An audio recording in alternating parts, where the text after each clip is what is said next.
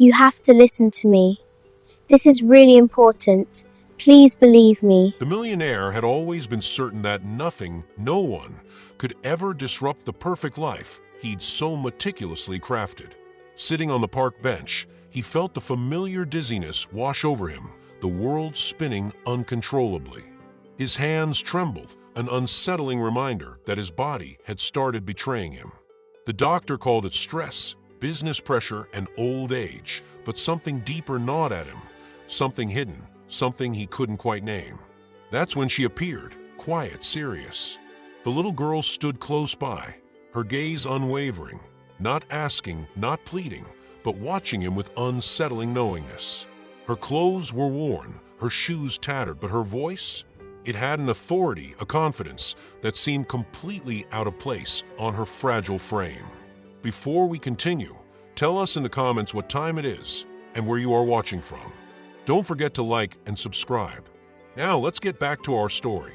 The girl spoke softly, but with the kind of certainty that made him stop. "Sir, you're not sick like they say. Someone close to you is making you weak." He stared at her, bewildered, even angered. What did a child living on the streets know about him, a man who had everything? He opened his mouth to dismiss her, but before he could turn away, she added, "It's your wife. She puts something in your food every day." The words hit him like a punch to the chest. His breath froze, and his heart skipped a beat. Fear gripped him harder than any insult ever could. His mind raced, memories flooding back. Sudden bouts of illness, exhaustion after meals, her insistence that he only eat what she prepared. His stomach turned.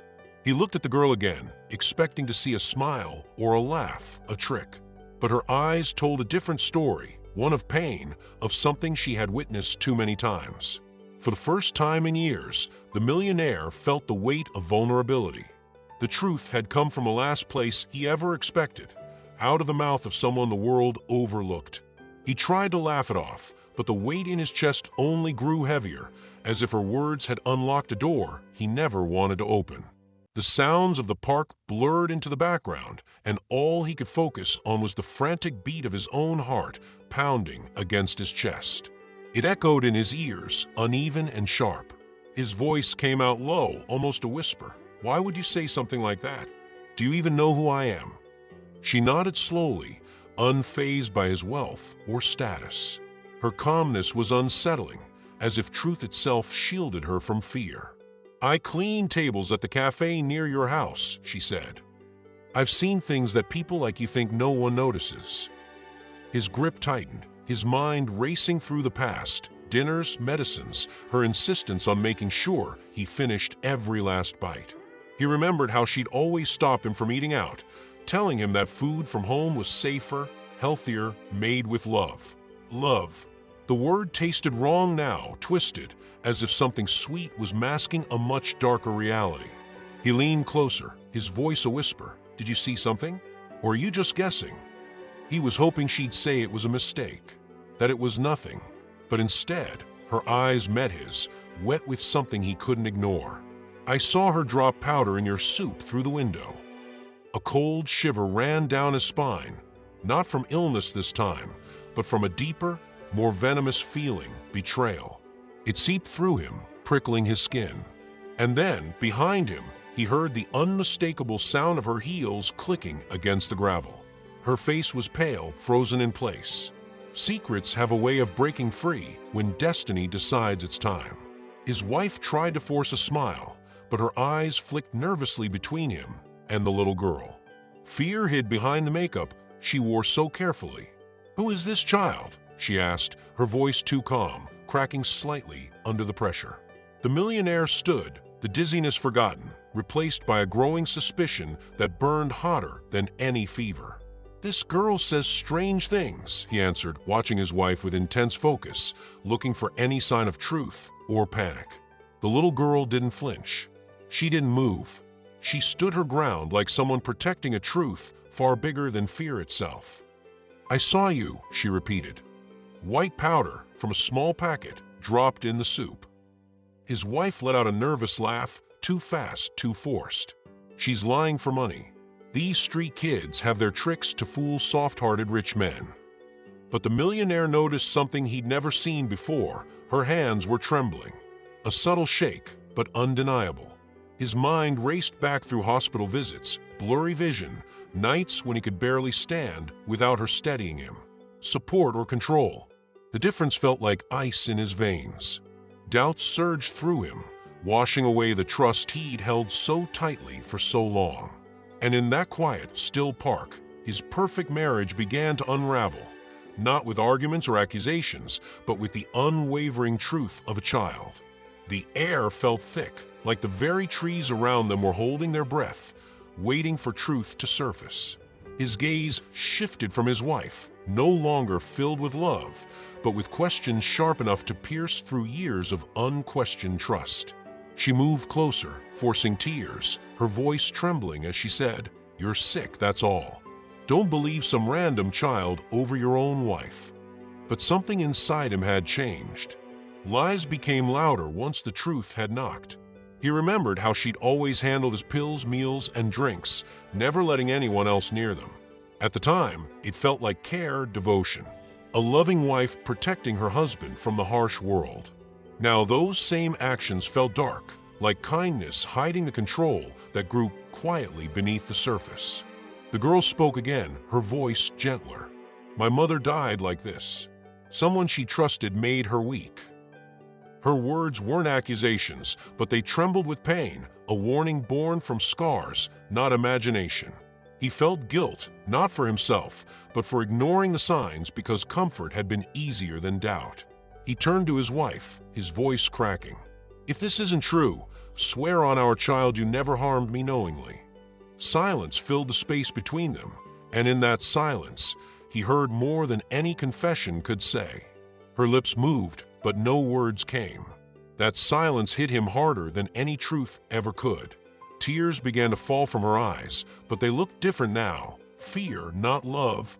Fear of being exposed. "I did it for us," she whispered, her voice trembling.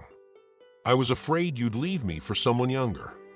He stepped back, like her words were poison, because love should never destroy, it should protect. All the dinners, the medicine, the care, it was never love. It was control. She cried harder, pleading that she only used small amounts, never intending to kill him, only to keep him weak and dependent. The cruelty in her logic shattered something inside him. Once trust is broken, it can never be repaired. The little girl stood silently, not proud, not happy, just relieved. Another life might escape the same fate her mother had suffered. He looked at her with gratitude, a deeper thanks than words could convey. The truth had come, wearing torn clothes today.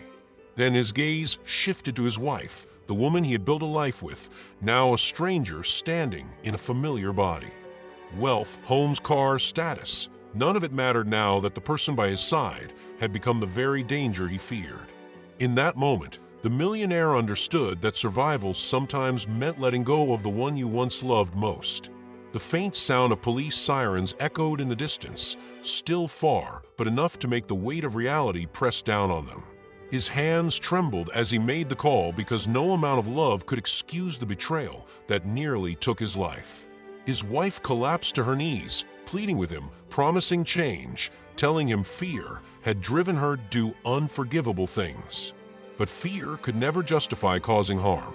He realized at last that kindness without limits could slowly turn into a prison. He didn't feel anger, only sorrow, the kind of grief for the woman he thought he knew, not the one the truth had revealed. When the officers arrived, they were calm but firm. She didn't fight them. Her tears had grown quiet, as though guilt had drained the last bit of strength from her. The little girl took a step back, unsure whether she should stay, used to being ignored. After speaking such hard truths, he turned to her, gently removing his coat and draping it over her shoulders, offering the kind of protection she'd never known. "What's your name?" he asked softly, his voice no longer that of a man with power, but of one learning humility in the hardest way. "Lila," she replied, her eyes uncertain. Kindness from people like him was often fleeting, disappearing when the problems were gone. He shook his head. "You saved my life, Lila. Today, you are the bravest person I've ever known." For the first time in years, gratitude filled his heart more deeply than any amount of money, power, or pride ever had. That night, the mansion felt different. It wasn't grand or imposing anymore. It was just an empty house, the rooms echoing with truths he couldn't ignore. As he walked past the dining table, he stared at the chair where he used to sit, blind to the danger that had sat beside him. The servants watched in silence, whispers spreading through the halls, because even the richest walls couldn't hide cracks when truth broke through.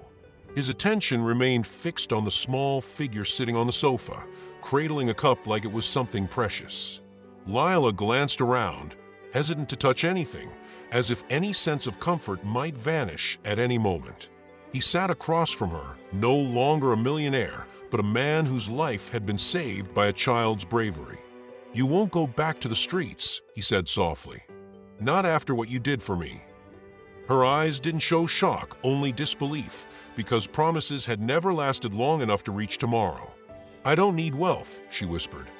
"I just didn't want you to die, like my mother did, without truth." His throat tightened, guilt rising as he thought of all the suffering he'd ignored outside his car window and office gates.